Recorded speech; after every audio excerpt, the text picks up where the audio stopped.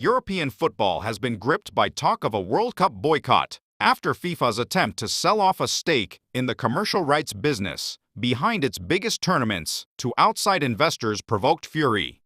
UEFA and its 55-member federations have pushed back hard against the plan, refusing to accept it quietly. The dispute has raised a bigger question. Why has this issue triggered such a fierce response, one that even raises the prospect of nations skipping the tournament altogether? The history of sports neutrality. The idea of sports neutrality did not exist from the very beginning. Many of the norms of modern sports developed from the sporting culture of the British upper class in the 19th century. At the time, there was a strong belief that amateurs who played sports without receiving payment were more respectable than professionals who played for money. In practice, only those from relatively privileged social classes could afford to play sport without being paid. For workers, time spent exercising came directly at the expense of their livelihood. Amateurism, in other words, was not a principle that guaranteed fairness, so much as a reflection of upper-class life.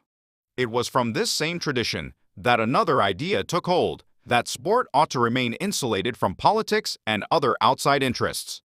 Was politics really kept outside the stadium? In reality, political neutrality in sports has not always been maintained in the same way. At the 1936 Berlin Olympics, Nazi Germany actively used the Games as a stage to promote and glorify its political system. In contrast, when South Africa discriminated against people based on race, including in opportunities to participate in sports, the international sports community excluded South Africa from the Olympics and other competitions.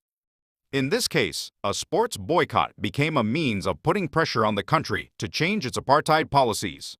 These two examples show that political neutrality does not simply mean keeping politics away from sports. The more important questions are, who defines what neutrality means and who is subject to that standard? Authority matters more than corporate money. Today, the World Cup already generates enormous revenue through corporate sponsorships and broadcasting rights. Therefore, the involvement of corporate money itself is not necessarily the problem.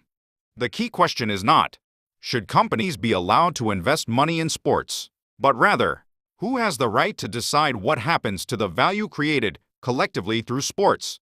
The World Cup's value was not created by FIFA alone. FIFA is less its owner than an organization entrusted by the wider football community to manage it on their behalf.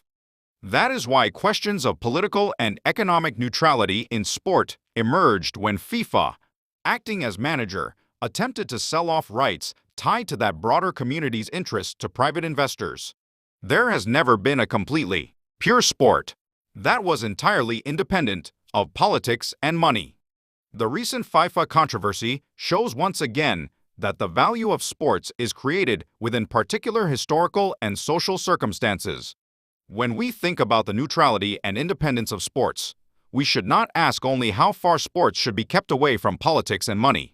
We should also ask who created that value and who has the right to decide its future.